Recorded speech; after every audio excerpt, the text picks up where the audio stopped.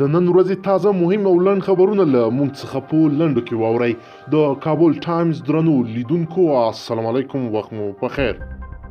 کابل نن سهار 9 بجو په شاوخوا د ملي اردو ځواکونو زده کړیز مرکز KMTC کیمپ ته نږدې د کابل ښار 19 حوزې مربوطاتو کې ملي اردو ځواکونو باندې 2 لاسي بمونه غورځول شوي دي. بلوچستان د پاکستان په بلوچستان کې د پاکستانی پوځیانو پر موټر د شوي چاودنې له امله 3 پاکستانی عسکر وژل شوي او 5 نور ټپیان دي. بلوچستاني چارواکي ویلي دا پیښه په داسې حال کې رامنځته شوې ده چې د پوځیانو یو موټر د غزمې په حال کې له کوچولاغ سیمې څخه تېرېده. ایران کې د تیلو بیې د لوړوالي پر ضد له تیرو څو ورځو راهیسې مظاهرې روانې دي چې د راپورونو له مخې دغه مظاهرې په تاوتریخوالي اوښتې چې له کبله مظاهراتچیانو ته مرګ ژوبله اوښتې ده. کرکټ افغانستان او ویسټ انډیز لوبډلو ترمنځ د شل ورځو لوبو لوبلړۍ افغان لوبډلې په 1.2 وګټله. د پرونۍ لوبې پچ افغان لوبډلمشر وګټله او خپله یې توپ وهنه غوره کړه چې په ټاکل شوو 10 اورونو کې د 8 لوبغاړو په سوځېدو 156 منډې وکړې.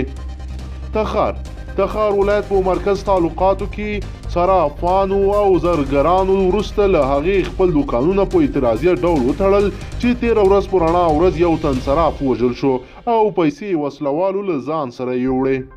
میاخیل له ننګرهار څخه د رارسېدلو راپورونو له مخې د داعش ډلې غړي د افغانستان حکومت ته تسلیمیږي. پکتیا ملي امنیت شورا د دفتر د لوی سلاکار په مشرۍ یو پلاوي د پکتیا په زازیاریو ولسوالۍ کې د ملکي وګړو د وژل کېدو د ادعاو په اړه د پکتیا له چارواکو او قومي مشرانو سره وکتل.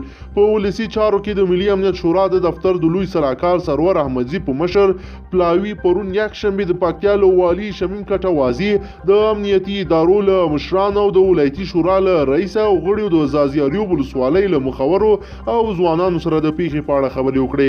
د سیمې اوسیدونکي وایي چې 13 اونۍ دی ولسوالۍ کې د علي سنګیو سیمه کې د ګډو ځواکونو په هوایي برید کې یو شمېر ملکیان وژل شوي دي. کندوز د افغانستان د کورنیو چارو وزارت تېره شپه ناوخته د یوې اعلامیې په خپرولو سره په ادعاو رد کړي چې ګواکې افغان امنیتي ځواکونه پرون یکشنبې کندوز کې پر یو شمېر اعتراضیانو ډزې کړي دي. افغانستان د چارو امریکایي کارپو افغانستان لپاره د امریکا د ځانګړي استازي دفتر پخوانی مرستیال بارنټ روبین د ولسمشر ډونالډ ټرمپ له لوري د 2 جنگي مجرمینو امریکایي عسکرو بخښل د جنگي جرمونو د زیاتېدو لامل بولي او وایي چې دا کار یې په سترې ناخوالې رامنځته کړې. د هرات ښار د صرافانو مارکیټ ته نږدې د یو مقناطیسي بم په چاودنه کې د 3 ماشومانو په ګډون 6 تنه ژوبل شوي. دا پیښه پرون یکشنبې مازدیګر وشوه. د روغتون مسؤلان د 2 ماشومانو یوې سړي روغتیایي وضعیت نازک ښیي.